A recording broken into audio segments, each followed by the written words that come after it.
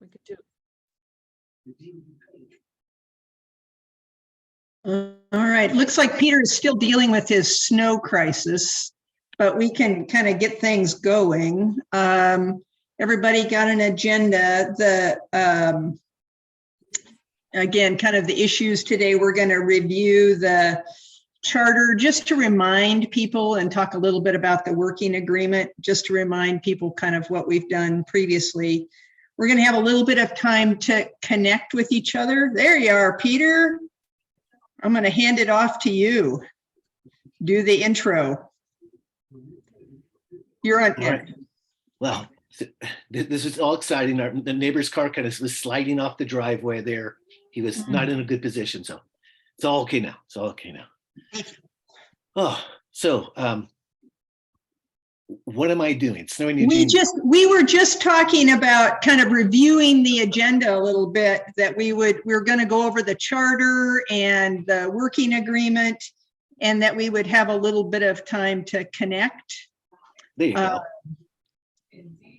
Absolutely. Absolutely.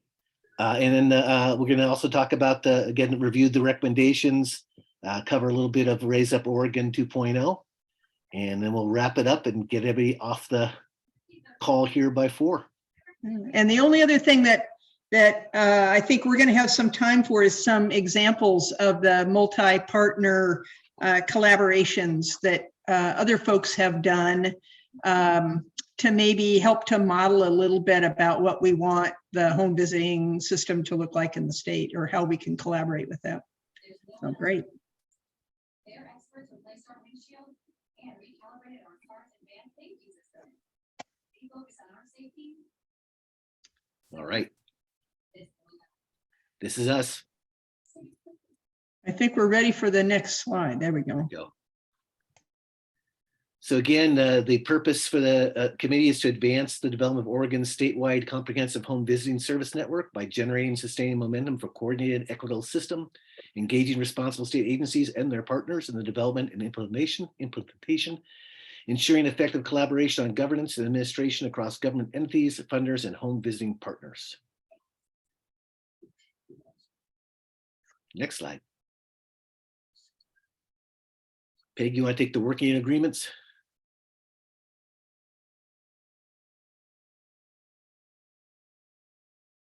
Well, these are agreements: be fully present, listen to one person at a time, listen to learn, be curious, appreciate the value each one of us brings to the table, use caring, respectful communication, be genuine, be playful, and have fun where appropriate.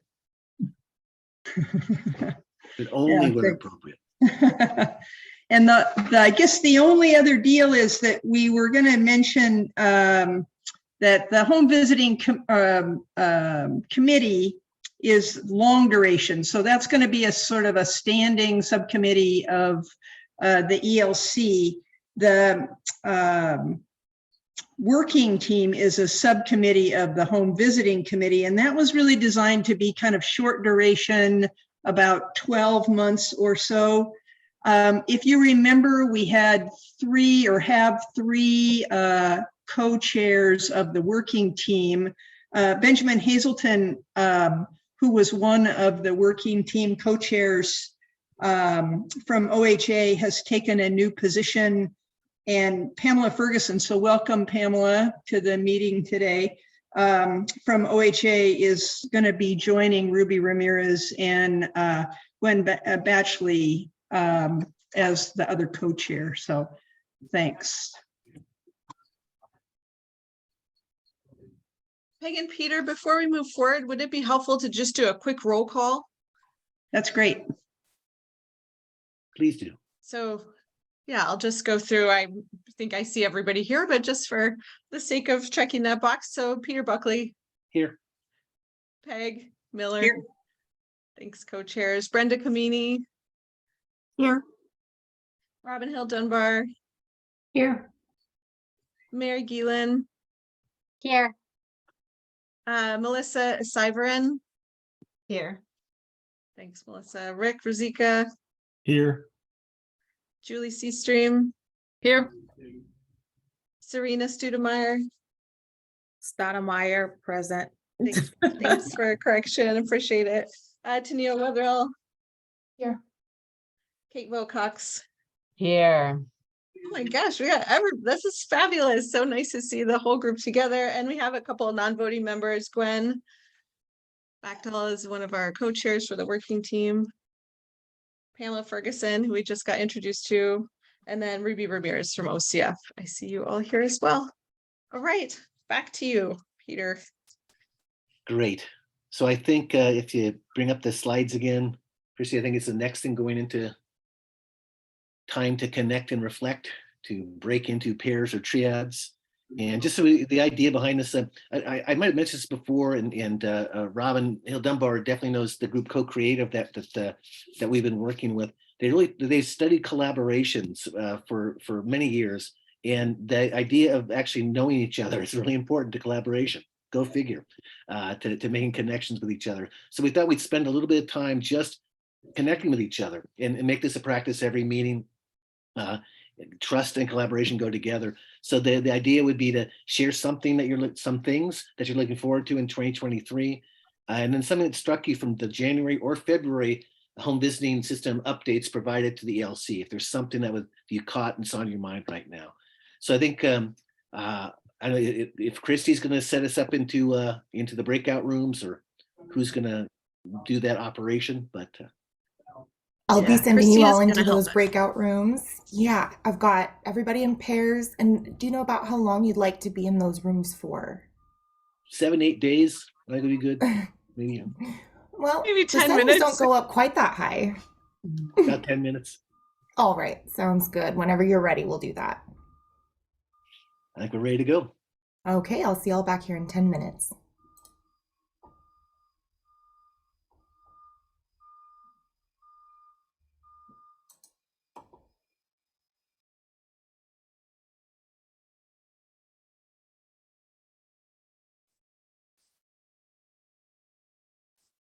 Perfect. Thank you so much, Christina. Of course. If you'd like, I can pause the recording during this 10 minutes or leave it going. I think it's fine to pause it. Okay.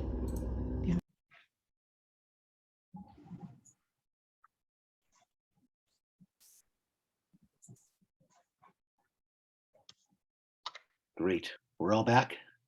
I think so. Very cool. Well, we can move on to the next slide.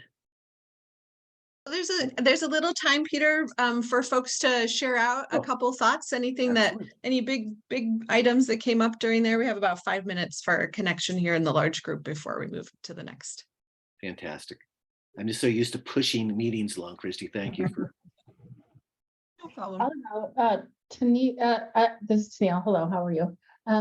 Serena and I connected, and we hadn't seen each other in a while, where we'd seen each other here, but not in a space where we could chat. So it was lovely to connect with Serena, and then just reminding ourselves how we can partner in the spaces that we can show up together. And so we made a little plan to get reconnected in our work, but we also got to connect personally, and that felt really good. So thank you for that. Nice. Melissa, what do you have? Kind of along the same lines, it was just nice to get to know Julie, talked with Julie for that 10 minutes. It was very brief, it was too short, but you know, the thing that we're looking forward to is really reconnecting in person with folks. And we talked a little bit about community. How do you engage in the community if you're not together in person? It's harder. It's harder to build those relationships, and you can't build community collaboratives without having those close relationships. It just means so much, and you get a lot further. So we spent, most of our time talking about that. Nice. And Peter, I had a chance to chat with Pamela, and Pamela is new to OHA, and she's going to be a real asset to us given her experience. She was working with maternal child health projects in Deschutes County, and is heavily involved with home visiting through the OHA now. So, and has taken over some of Benjamin's tasks. So we're lucky to have her, I think. And she has a wealth of experience, and, you know, she's good people. She was a pediatric nurse for a while. So as well as an Army nurse, and had some harrowing experiences, I think. You're kind of biased on that one, I think. Yes, yes. Nice. Anybody else? So Robin and I actually had lunch together about 2 weeks, or breakfast together about 2 weeks ago. But it was good to see Robin again and reconnect. And we talked for about 9.5 minutes about what's going on in our lives, and talked about 30 seconds about the panel. But the panel was really good. So, and Kate's got some information in, or got it in the chat there. Anybody else want to add into what their discussion was like?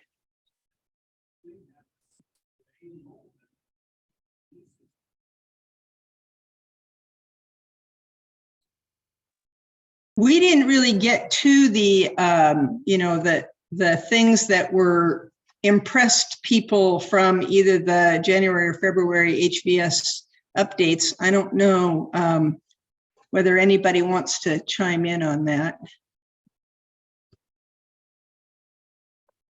I'll chime in a little bit. This is Kate. Brenda and I were in the same group together, and that was really nice to reconnect, because she and I haven't had a chance to just chit chat for a bit. But I appreciated what Sue said at the end of the presentation to the council about really taking a step back and looking how far we've come in a really short period of time. And it's been impressive work. It's been good work. It's been solid work. And it's been work that I know we've been needing to have happen for a very, very long time. And so it's really awesome just to see it get all this momentum and energy and desire behind it. So yeah, that was a great, I guess, just a moment to reflect on that. Nice.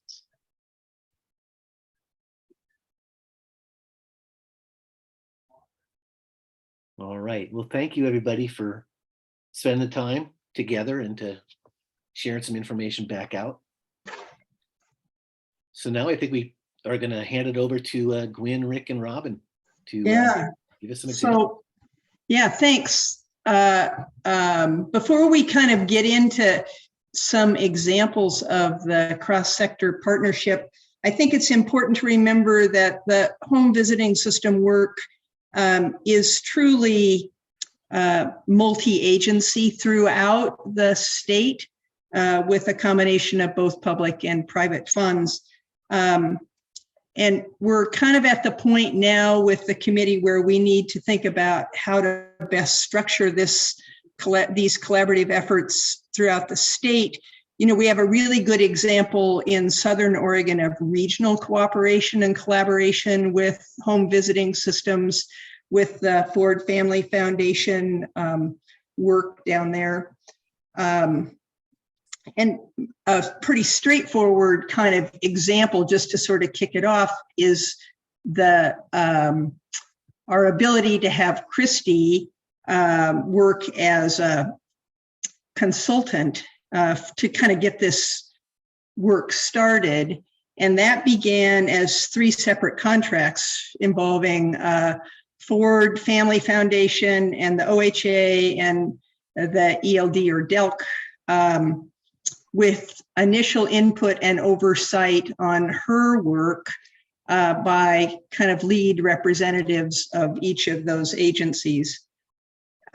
So kind of elaborating on that. And I don't know, Christy, if you have more to say about that arrangement, but that's kind of my knowledge of it. No, Okay. I would say it's a great simple example that worked really well with 3 different funding partners working together to help support the contract work that I've been doing. So no, just an example to get kicked off.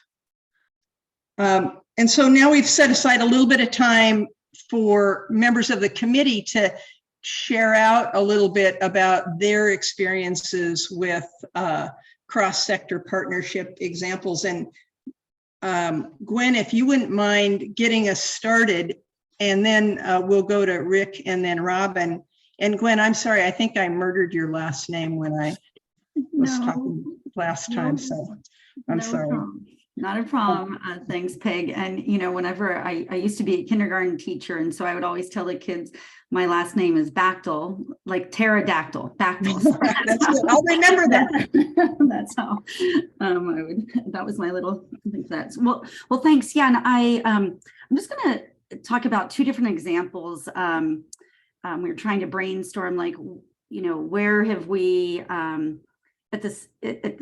across agencies at the state actually blended or used funds collaboratively, collectively in support of projects. And so the two that came to my mind, and in fact, Tennille probably knows about this one, right now with ODE, and I think though, I'll give a little caveat to this because it's ODE and ELD right now. So that might be what's making it smooth in some ways. But so right now, ODE has some funds through grants, and we have some funds at the Early Learning Division through the Preschool Development Grant that we're combining in contracts that for ECSC providers, the early childhood special education contractors, for them to offer additional services and supports in community.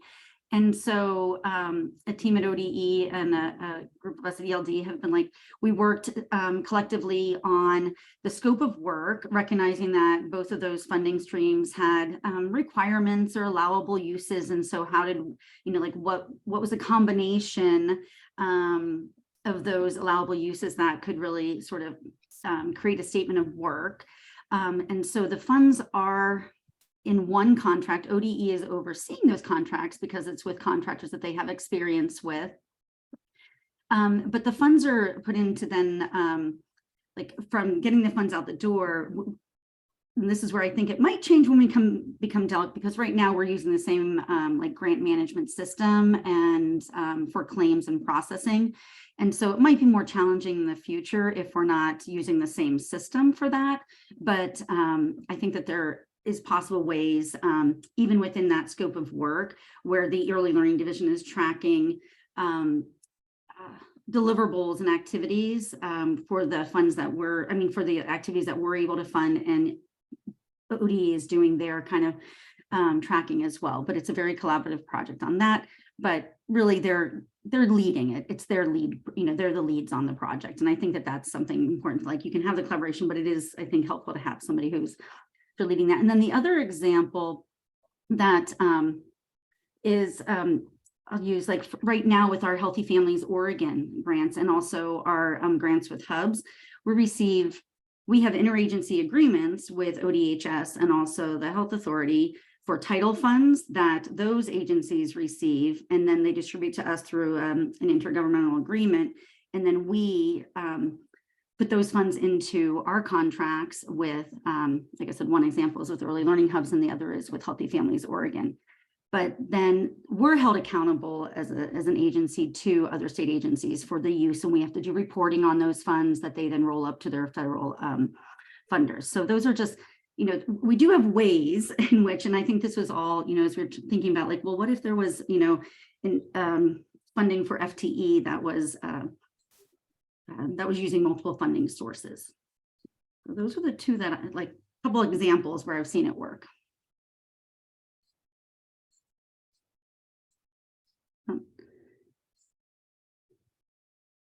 Oh, was I supposed to go through these questions, Christy? Is that and Peg? Peg, Okay. I think you were talking, you were on mute. Oh, I'm sorry. It sounds like, thanks, Gwen, for sharing that out, that it sounds like there was a lead agency in that event. And, you know, I think, again, we've had some kind of informal talks about how this would all work. And particularly if we have philanthropy involved in that too.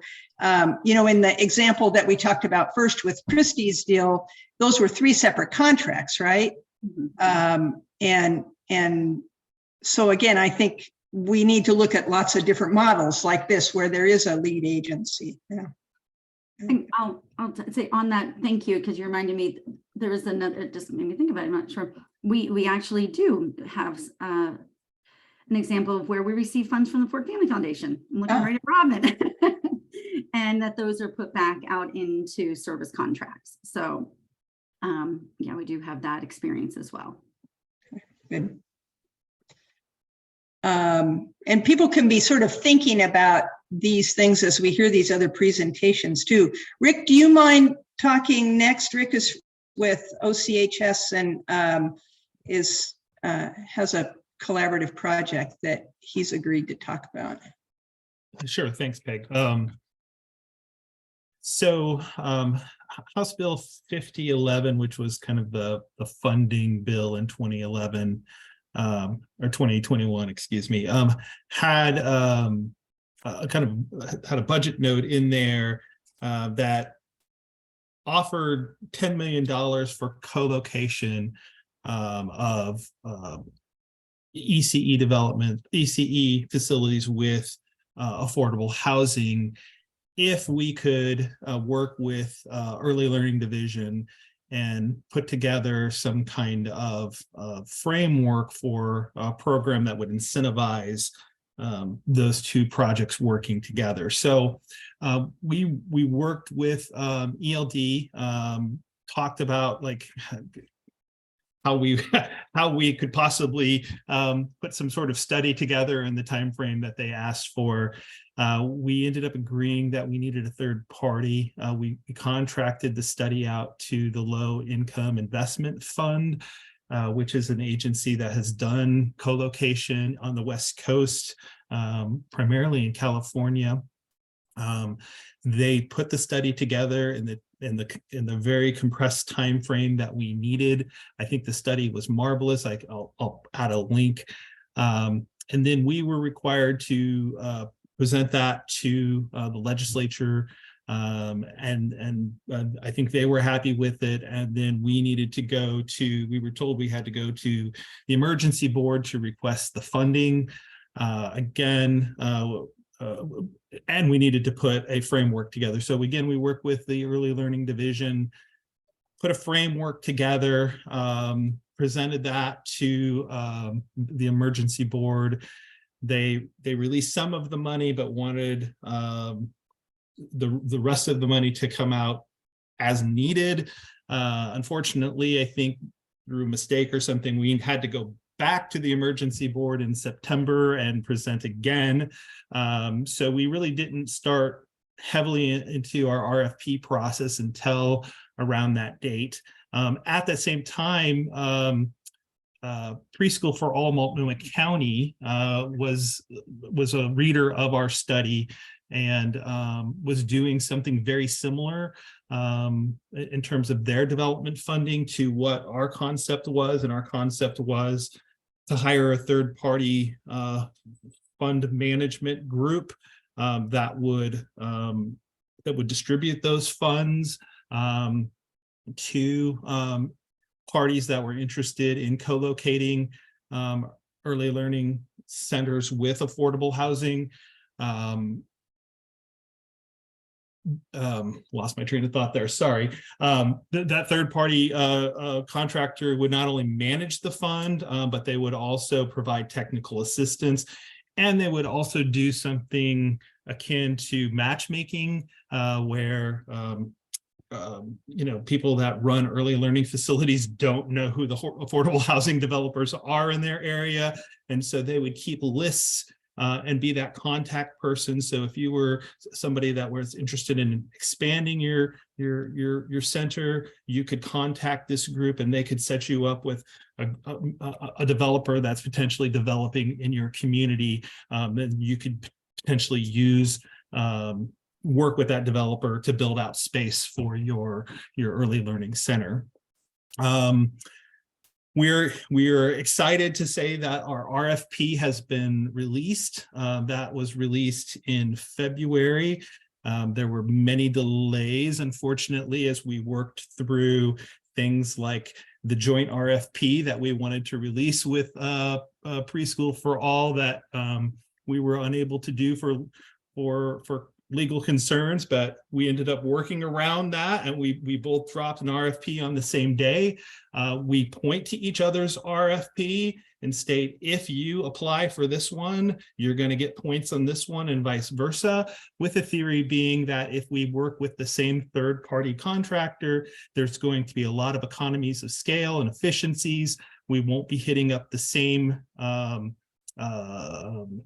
philanthropic organizations. We won't be hitting up the same local governments, because the point of our fund is that it leverages additional funds within the community or within the state to help defray the costs associated with incentivizing these co-location facilities. So we're hoping we get interest. We think we will have some. That closes March 15th. Then we'll include ELD and PFA on our review panel to help us select a third-party contractor and get them set up and get them going, hopefully in the summer. Now, maybe I should answer your questions. We were the lead agency on that, I think, primarily because we were called out in HB 5011. So we've been doing that. We also have a division that sets up new programs. That's what I lead. And so we kind of had the infrastructure to do that. Staffing was determined, like I said, that those types of things fall in my lap. I don't know how ELD determined who their contact was, but it was David Mandel, and he's wonderful. So just we were blessed to work with him. Decisions made, I think, was just a joint thing. We would all meet regularly. We would talk about things. We did a lot of outreach and took a lot of feedback. We went to a lot of different meetings and councils and presented what we were doing. We put our study out there and requested public comment for that. Funds aligned, shared. I think because we were the lead agency, basically everything's been working through us, but again, it's going to go to a third party. Biggest lessons learned is just how complex it is trying to work together with other organizations. I wish it was easier. I think there's a lot of efficiencies that can be gained. I think that we're all doing things that kind of overlap, and it makes sense for us to work together, not only on a state to state, but also government to government level. For example, working with Preschool for All, we feel strongly that there's efficiencies gained by potentially working with them through the RFP process. But it's not easy, and there's a lot of hurdles. And so start early and work with your legal team. I hope that's what you wanted. I hope I didn't go too long.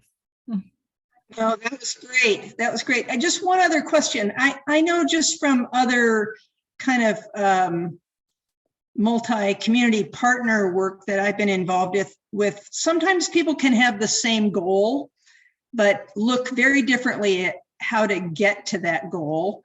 And so sometimes you kind of reach a loggerhead a little bit where you can't move forward. And do you have any suggestions about, or ways that maybe if those things came up as you were looking at your collaboration, how you resolved those?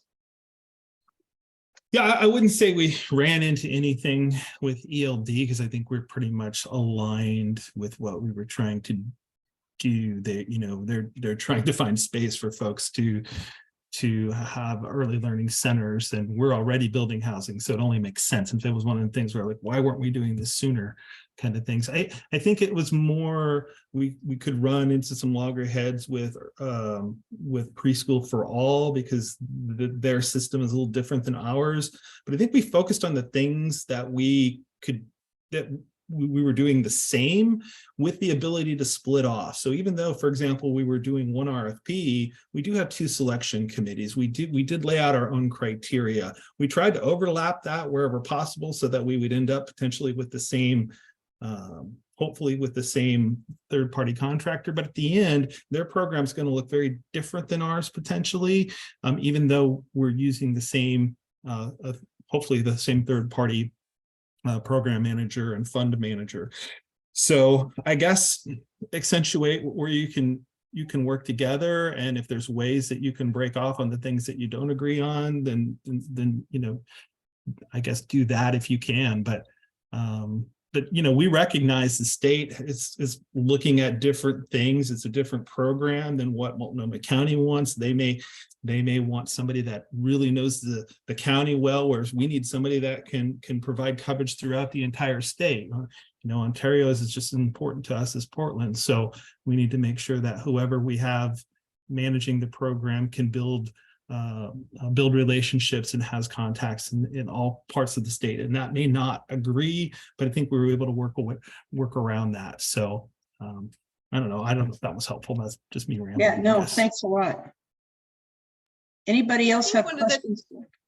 I don't have a question, but I just would highlight something, Rick, that you said that I think is important as this group and future groups are involved in home visiting system work, which is that unexpected partners are out there, right? And that's the case of the story of Multnomah County Preschool for All. It wasn't really on the radar, at least when I was sort of tracking that and that work for House Bill 5011. So I think that's a great reminder that we just don't know who may be joining the party, you know, as things move along, but that it's that's great. And then I also just picked up really specifically, you can have it separate, but be very aligned.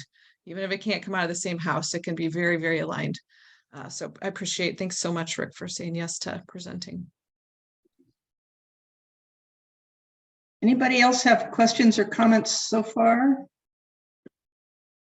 Then thanks, Rick. Robin, would you mind sharing a little bit about the Oregon Parenting Education Collaboration? Absolutely. And I have Ruby here to help me fill in any gaps from OCF. So I'm glad you're here, Ruby. So I did take some notes, and so I'm going to be looking at my notes and trying to keep track because I am representing a long time initiative with a lot of people who've contributed in so many ways. And I just thought that felt like a lot of pressure. I wanted to make sure and not misrepresent anything, and I wanted to cover everything. So I'm going to be referring to my notes a lot. So the Oregon Parent Education Collaborative, if you had a chance to listen in preparation for today to the February Early Learning Council meeting, you might remember hearing Shauna, who was on the panel, Shauna Tomini from Oregon State University's Hallie Ford Center, where the Parent Education Collaborative is. That's the central organization that provides all the technical assistance and the granting and work from OSU, from that team. So Shauna and her team are incredible in so many ways. And so I just wanted to highlight that. And that's as an example, you'll hear some threads that are similar to what both Gwen and Rick were sharing. So I just want you to be listening for some of those threads. So Shauna did present a little bit, so I won't go into all the details, but just reflecting on the concept of cross-sector partnership, I was thinking about the sort of the origin story of where does it start? So did you start with collective funding to do something? Does that come first, second, or last? And so in the case of OPEC, which I'll refer to the parenting collaboration as, it started really with individual philanthropic funding for programming, which then led to collaboration amongst the philanthropic partners who later, almost 10 years later, braided and blended funding and pooled their funds for the OPEC initiative at the Oregon Community Foundation.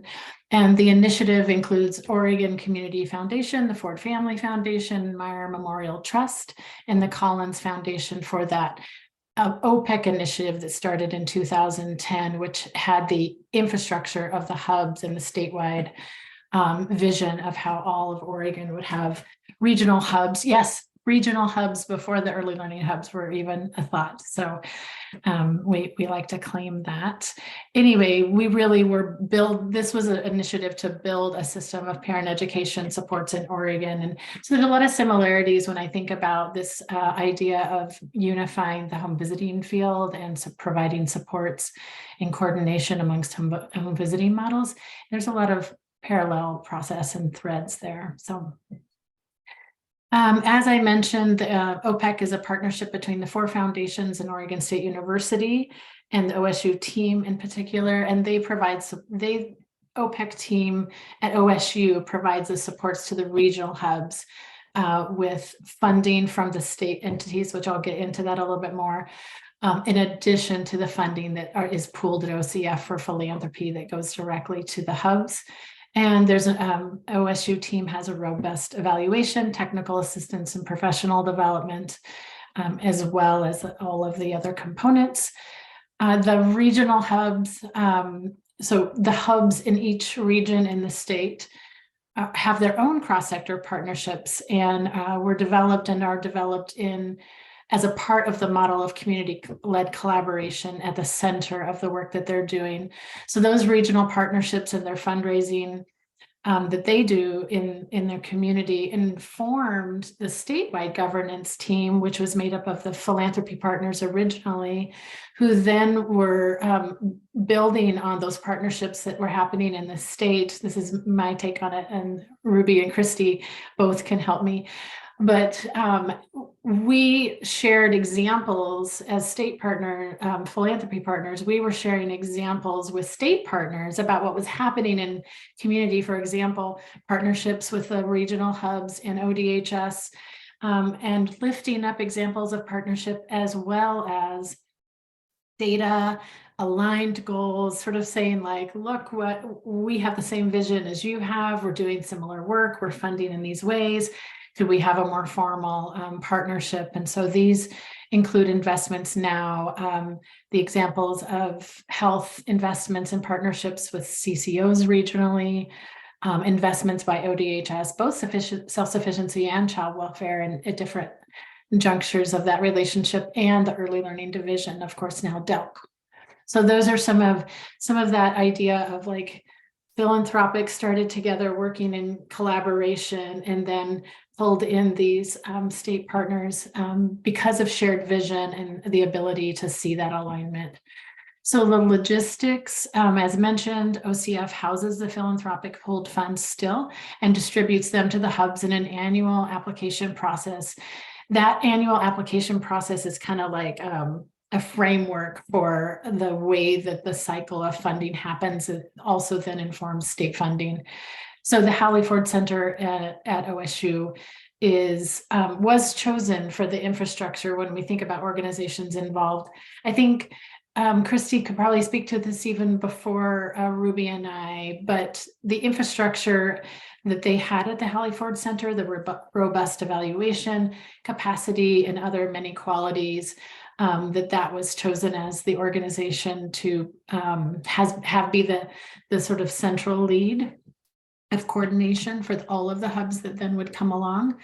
And funds were given to them for coordination, technical assistance, professional development, and things like that. Regionally, the hubs were formed and led by the community over time, and the community partners were when they were ready to apply for funding. So that wasn't everybody's going to do this at once. It was as communities became ready. And the OSU team manages state contracts. I wanted to make sure and say that the foundations don't do that, and has that relationship with deliverables. But it follows that those state contracts follow the OCF application process to help streamline the hub funding, and I think that's a really big benefit and to the hubs. I would think.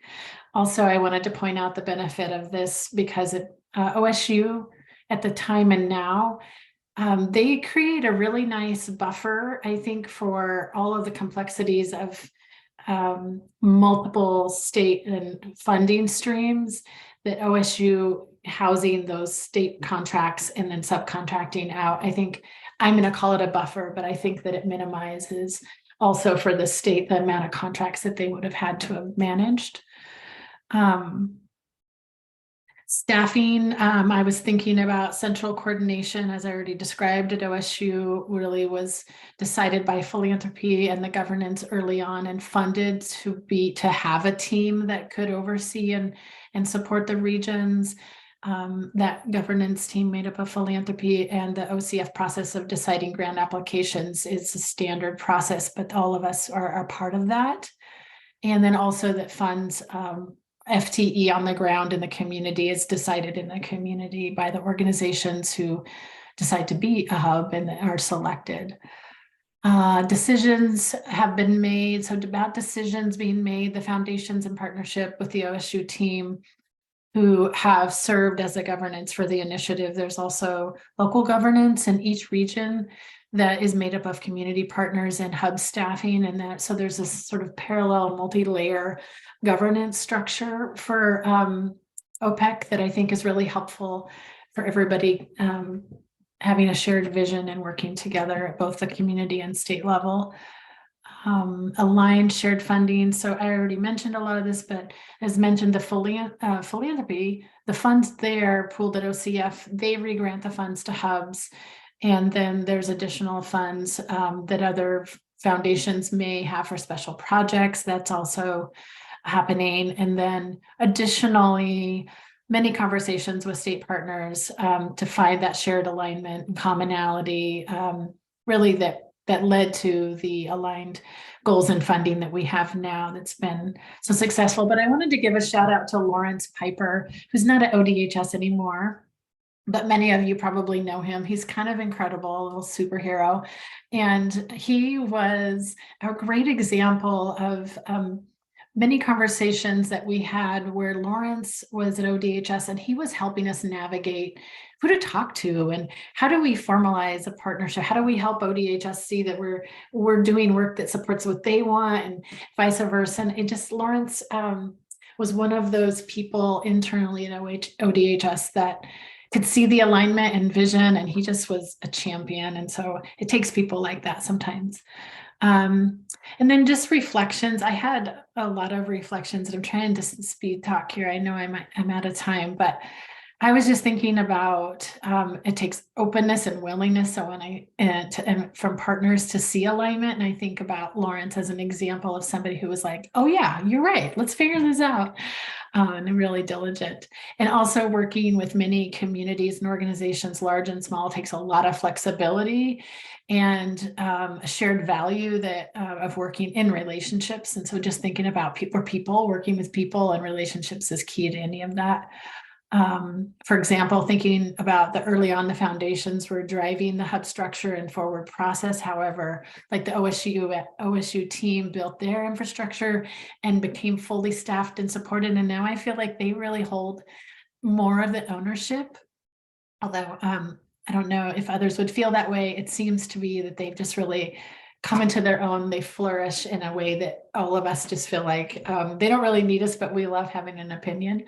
But that flexibility and time to reflect and allow natural change to occur is really, I think, important when you're dealing with so many different people, organizations, personalities, and visions. Is you've got to like reflect, stop, think about, take stock, be flexible.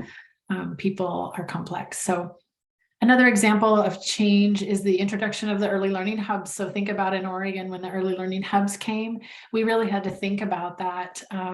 Would we require hubs match or not, and you know, alignment and what? So there's things that happened in this legislative session. There might be implications where all of the changes, the headwinds that happened in the field, we have to just be ready to be flexible, nimble, and let change happen.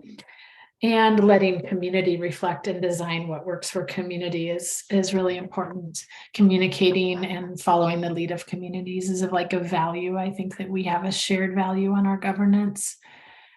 Just a couple more things. I think it takes intentionality to make time for and work together towards common vision. I don't think it always comes natural, especially with the way people view the world differently. And so sometimes it's like, okay, I see what you're saying. Let me think about it. Like, you know, just taking that time to build that shared vision. There's going to be changes, leadership changes, legislative session, the worldwide pandemics, like so many things have been big changes that in the OPEC example, I think it was weathered because we were communicating more than normal during big change. I think we allowed for flexibility and to pivot. And anyway, and I also, my last thing is I think it takes building a culture of safety and care that values space to reflect. And that's just working with people. So I said a lot of words. Ruby, Christy, would you edit or add or anything from trying to represent such a beautiful project? The only thing that I'll add, Robin, you did a beautiful job as always. The amount of time that it takes. When did we start down this path? I want to say maybe 20 years ago. And it's only been a couple years since we got the last of the hubs to cover the entire state. So the work takes a really long time. It takes intentionality. The relationships have to be there. Community involved processes take a long time. I know we all know that, but I just have to keep saying it because it's not usual for philanthropy to support something for this long, but that's what it's taken to get there. So just want to add that.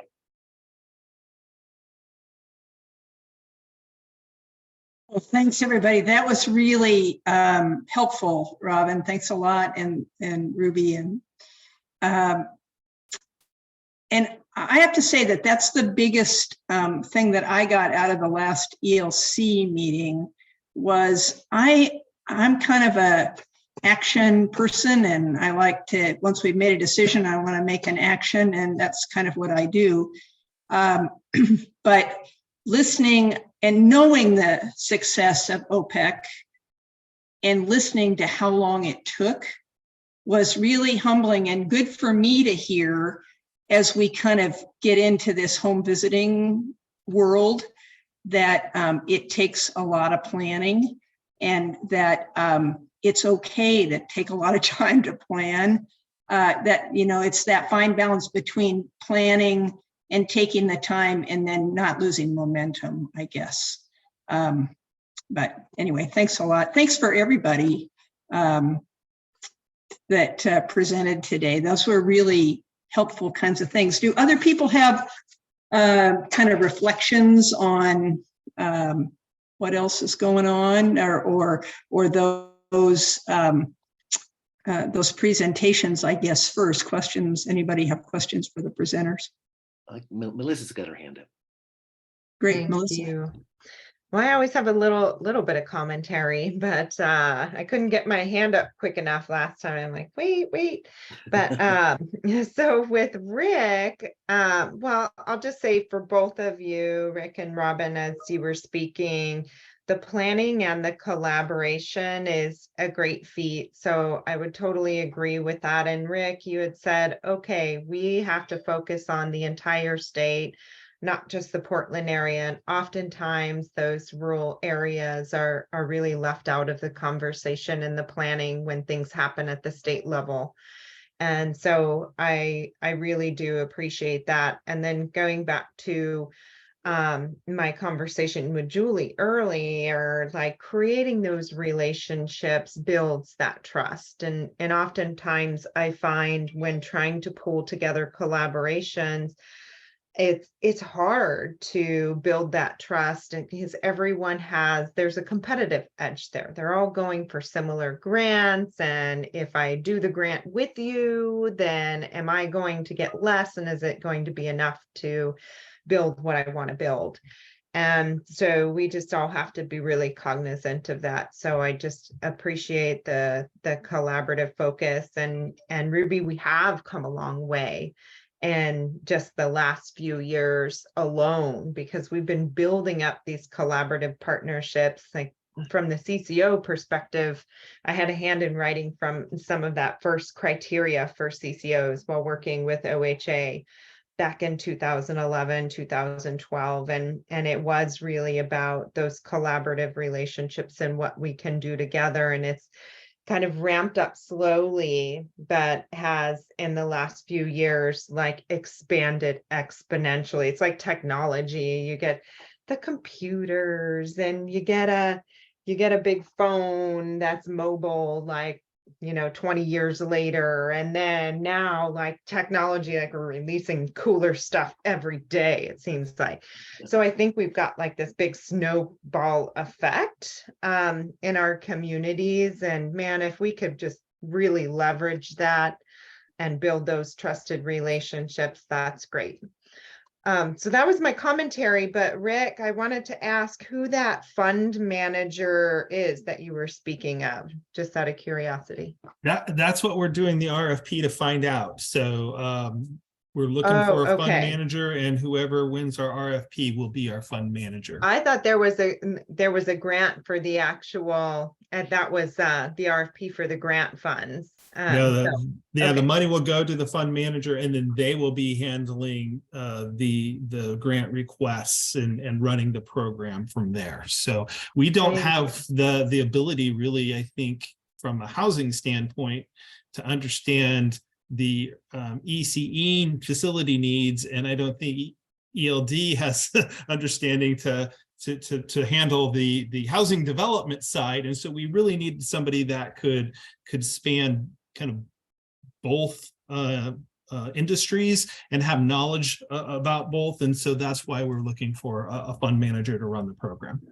Yeah, it's interesting because there are, I mean, just to provide some additional commentary, sorry, but and thinking about, you know, the CCO model, I oversee the Medicaid contract. So essentially, I'm in housing, early learning, nutrition, anything you can think of, along with the medical care, right? And I am always struggling with, okay, you housing people talk to these people, and can we just put some food resources in your community hall to do, and it is like a very big need to get those people to speak the same language and work with one another. But they understand the need. It's just how do they do that and incorporate that into their model? So yeah, that would be interesting to see who responds to that. It will be. Thank you, Melissa. Thank you, Rick. So I think we need to press ahead. We have about 25 minutes left. I think we're gonna take a little stretch break. Chrissy, how long do you think we should take? Just like 2 minutes for this, or is ever keeping time on us? Like stretch your arms, stand up, Oh. sit down, get back to it. Like 30 seconds. Okay, everyone stretch for 30 seconds. Just move, get up and move. And I do like the cartoons. The Waldo one's great.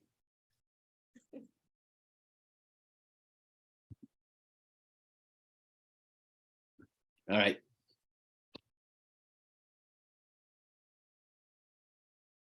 All right.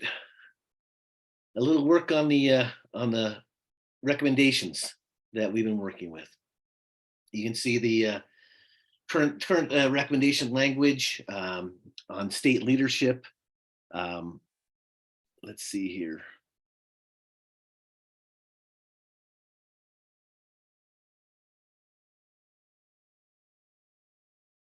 And what's the proposal here, Christy, is to just add this last little bullet point, or what's the proposal? No, yeah, no, that's okay. Let the just the background context for the next 2 slides, the small short part of the agenda, but an important part. So back in December, the Early Learning Council asked this committee to take a look at the state leadership recommendation and to either add or edit so that it is very clearly calling out the role and engagement of Oregon tribes.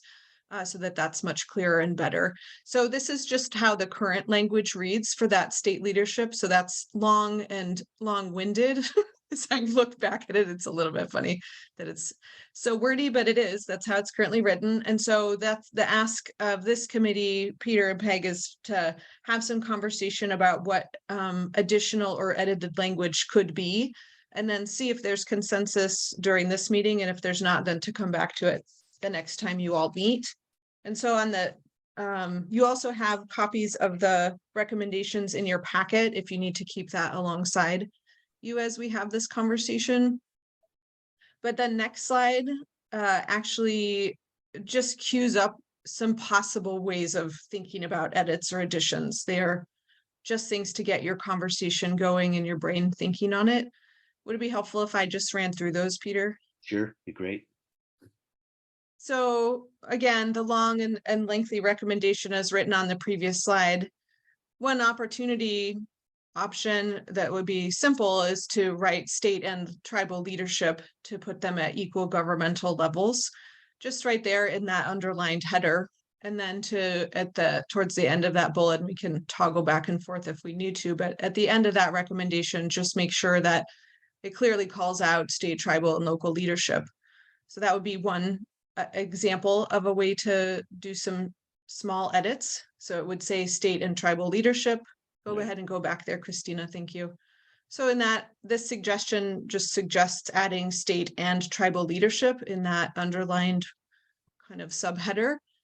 And then at the towards the end where it says comprehensive framework for home visiting, that includes state, tribal, and local leadership. So that would be the two changes that could be a possible way of editing or amending the recommendations as written. Go ahead and go to the next slide. Thanks. And then, or we may want, you may want an entirely kind of additional bullet or sub-bullet with called out language. And some examples could be to engage Early Learning Tribal Alliance at least quarterly on home visiting system efforts. Another option is to lift some of the language that's in Raise Up Oregon around honoring and recognizing, ensuring strong government to government relationships as it relates to home visiting system efforts. And then, of course, you all, I'm sure, may have other ideas or examples that have come through your work and in your experiences. So those are just a couple of ways that the committee could decide to handle it, or there may be other ways. So now it's open for Peter, for you to facilitate discussion. Does anybody have any initial reaction to this? Any strong feelings to the suggestions or additional suggestions? I do. I'm thankful to, I'm Julie Seastrom, and Tribal Council Vice Chair for the Coos, Lower Umpqua, and Siuslaw Indians here in Oregon. We have 9 federally recognized tribes in Oregon.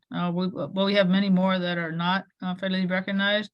So when you say the word tribal, you're including all of us. So I appreciate that. So I don't know, if anyone wants to reach out to, to the other 8 tribes and see if they would prefer having just 9 tribes there, or if the word tribal would be best, because you're doing like a statewide thing. Because, for me, if I understand your use of it there, you're meeting everyone. You're meeting both the federally recognized and those that are not. So I think that's more inclusive. And if you could put it, consistently throughout the document so that it's equal authorship, equal decision-making, that kind of thing in relationship to the state and the local leadership, so that, it's an equal status in the decision-making process and the planning process and that kind of thing. That would be wonderful. I don't know if that's possible or not, but that would be wonderful. Thank you, Julie. I believe the intent is to be fully inclusive. I think as the discussions have gone through. So it seems to me, whoops, there's a dog barking. Any other thoughts from folks? I think I personally like the first suggestion as well. Are there any other thoughts from folks? Would they want to take more time on this, or?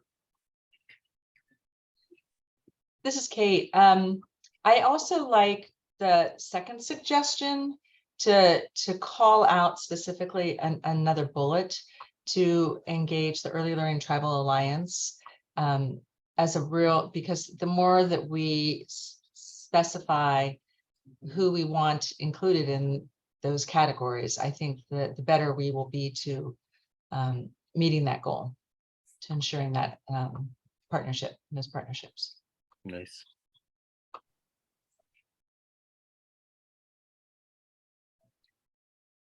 So Christy, I'm assuming that would be a definite possibility to use both suggestion number 1 and the sub bullet, some suggestion number 2. Yeah, I'm a tiny bit out of my my league here in terms of writing this kind of technical language, but I think just getting the committee's sentiments and what they want to see, and then we can work maybe behind the scenes to make sure that we do it right. I know Sue's on the call, but just make sure I don't want to misstep either, because this is really important. So I think just hearing if there's other strong feelings about the language, either has been suggested to, add state and tribal leadership and mean tribal very broadly, not limited to the 9 federally recognized tribes. But then also to call out the Early Learning Tribal Alliance. That's kind of the suggestion right now. But what I would be curious if there's others or others who have state level experience that would want to weigh in on that. I was just going to share that I wonder, we within ODHS are really working on our tribal consultation and what that looks like. And one of our clear learnings is to be inclusive of and having decisions like these be made in relationship with the tribes. So I wonder if some of the additional work could be kind of hearing from the 9 tribes as well as others, kind of what their preference would be and how they're represented in these recommendations. Because to Julie's point, each tribe has independent kind of decision making and interest in this. And so it may look different. And I just think it might happen best in relationship. And I don't know yet, since I'm somewhat new to this discussion, what that looks like in terms of standing partnerships, but it makes me feel more comfortable if we know kind of from the tribes in Oregon what their preference would look like as it relates to these recommendations and where they show up. Yeah, this is Sue, and Mary, I appreciate your comment and agree with it.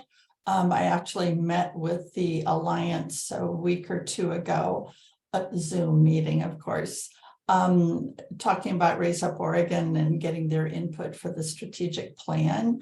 And it's very clear that we need to ask them for their input. Do they want to meet quarterly or not? And, you know, just we'll need to run these changes by that Alliance. And they're actually going to at least have representatives at our April council meeting. So we may be able to get some input at that time as well. Is it okay to ask you a question, Sue? Oh, yeah, sure. Hi, Julie. I just want to double check when you say the Alliance, what exactly were you speaking about? Sorry, I'm really speaking about the Tribal Advisory Committee, which is, as you know, that's what's meeting now and working towards setting up the Tribal Alliance, which I don't think is probably going to happen till the end of the year, by the time the tribes go through their own internal processes. You know, I wear a lot of different hats because that's why I was double checking, because I'm involved in that too. And, yes, I know you are. I saw you at that meeting. Yeah, so it's just that the thing that's something that I would encourage us to be aware of and pay attention to the 9 tribes, as opposed to the 9 federally recognized tribes, as opposed to all tribes. So I don't know how you want to navigate that, but there's something to pay attention to. So Julie, I was going to ask you, how do you feel about making it universal for all tribes versus the 9 federally recognized tribes? Well, that's the thing. Again, wearing lots of hats, and what I can say personally and what I can say, you know, which hat I'm wearing and that kind of thing. You know, I can't speak for tribal council. I would have to take the question back to tribal council and get their decision and bring that back to you, you know, because that's just how it works. So I can't, you know, it's what might make sense to non-Indian agencies and corporations and philanthropists and that kind of thing. What might make sense to that set of people may not make that much sense to the 9 tribes. 9 tribes, so I want to say was just the 9 tribes, but I can't speak for each individual tribe.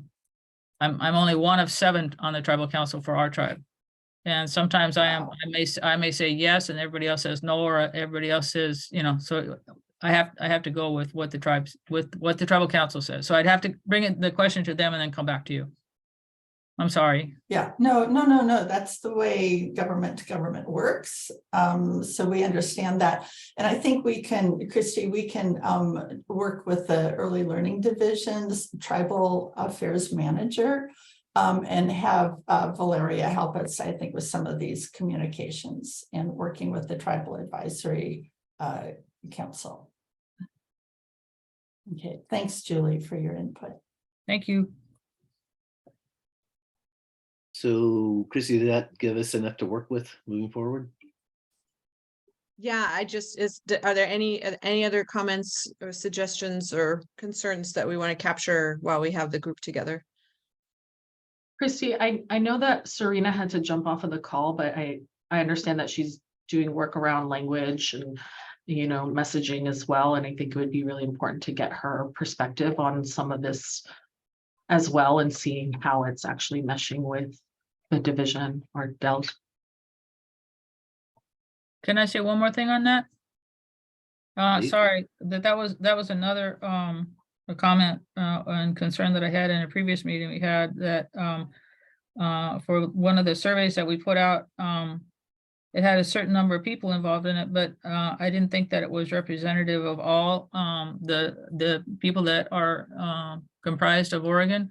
I think that not only the 9 tribes that are here and the others that are non-federally recognized, I think there's a lot of multi-language people here, first generation and that kind of thing, that they may have needs that could be benefited from this kind of program.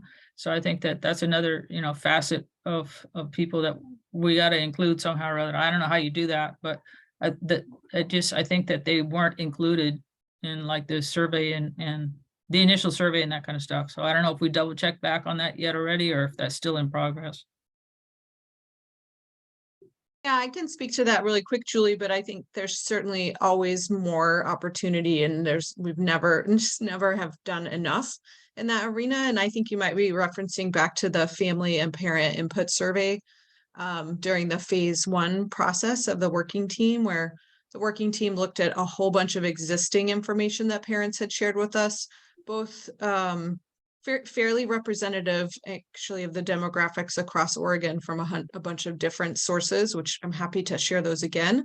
And then we put out, did we get this right? Like, did we hear you right? Family survey, feedback survey. And that's the feedback we got from about 130 families, Julie, that was largely English only speakers, though we did have the survey translated into 5 languages and did distribute it in that way. We just didn't get that kind of feedback. So it would take a lot more important time and energy to actually get that feedback and spend the time to do it.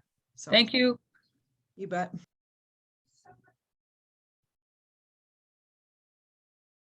Any other comments or thoughts before we move on?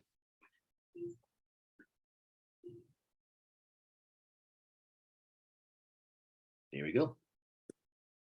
Moving on to Raise Up Oregon. Kind of exciting. We're in the feedback and review kind of stage of that. If you remember, Raise Up Oregon's been around for about 5 years since it was originally developed and then adopted. And now we're in the middle of Raise Up Oregon 2.0. That whole process started back in January of 2020, or excuse me, 2022, and we've made it to step 7 now. And the hope is to get this approved or adopted in June.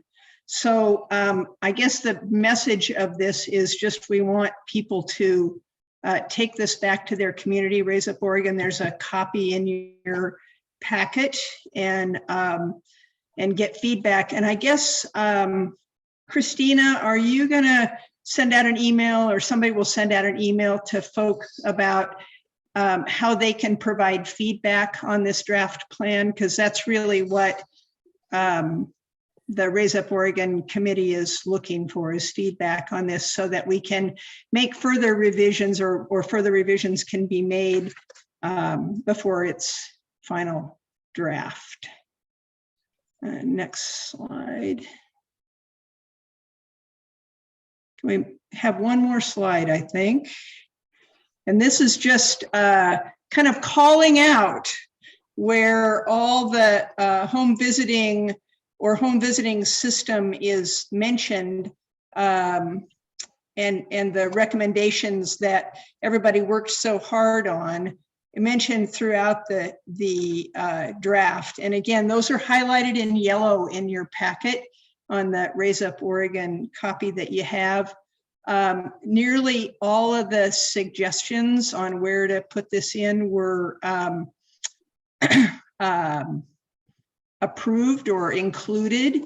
And that really speaks to how important all that hard work that everybody did in such a compact time between September and the end of December to get those recommendations in place. This just sort of calls out a couple of shining stars that, first of all, this state-supported but sort of locally implemented to coordinate home visiting services. That's sort of the North Star of the recommendations.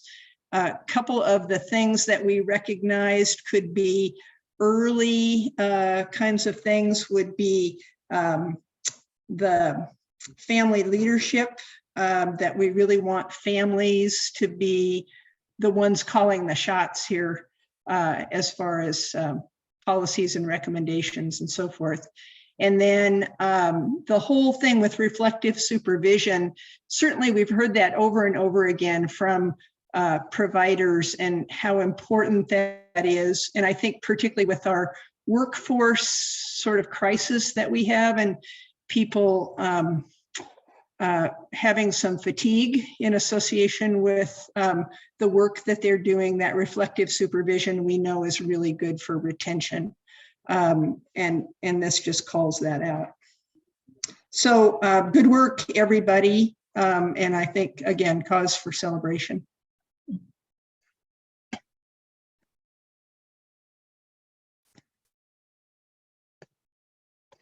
And I think the next slide is appreciation. For any comments, reflections, closing thoughts from anyone. I guess I would just say, you know, our next steps, we've had a couple of informal meetings about how to move forward. Really, if you remember the things we identified as early opportunities, the one really major one was kind of a shared funding for an FTE, and then a budget to continue with kind of some of those collaborative arrangements regionally, but an FTE to sort of carry that work forward. And that's part of what we've, you know, why we presented this sort of collaborative, the collaborative ideas that we presented today was to have some food for thought for that. And the other thing is, you know, how can we, is there a place this needs to be housed? Christy is ending her work, and we should really all give her a big applaud because, and I think what mid to end of March, she'll be finishing up her work for us and moving on, and we'll be, again, kind of pursuing this next step, which is to find the funding and then to find a person to kind of help carry that through. But everybody should feel good about the hard work that's been done and realize that there's a whole lot of hard work left ahead. Other comments? Thank you to everyone who's been creating this for all of us to benefit from. Thank you. Thank you. Thank you.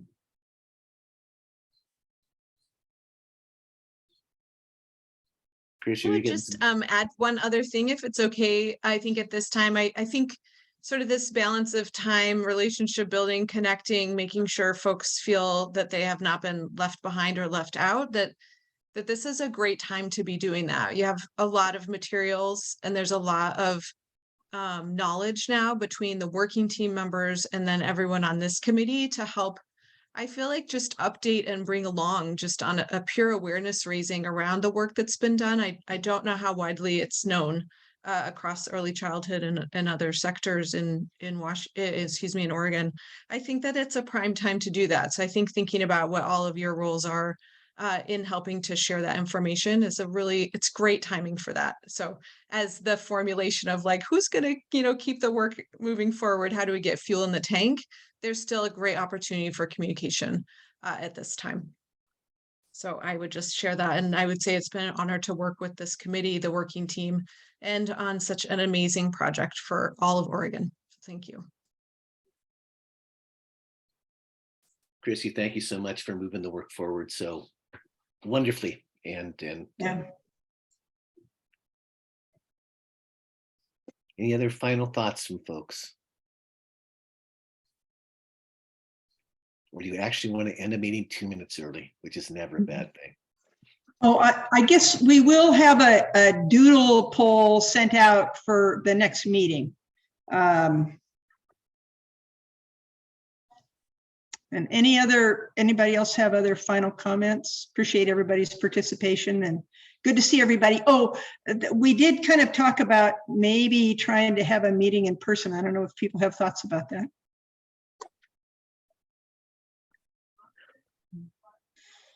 When the weather's better. Yeah. Good plan. Good plan. Maybe this spring.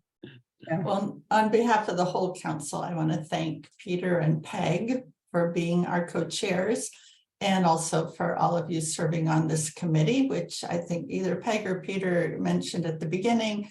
It's a standing committee of the council. So unlike the working team that may well evolve and do something else, merge with something else.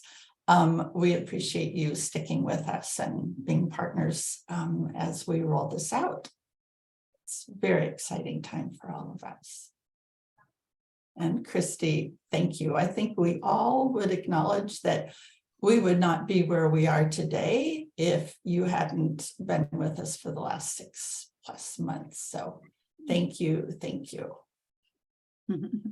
Well, Thank you, Chrissy. Thank you, everybody. Take care. Thank you. Bye-bye.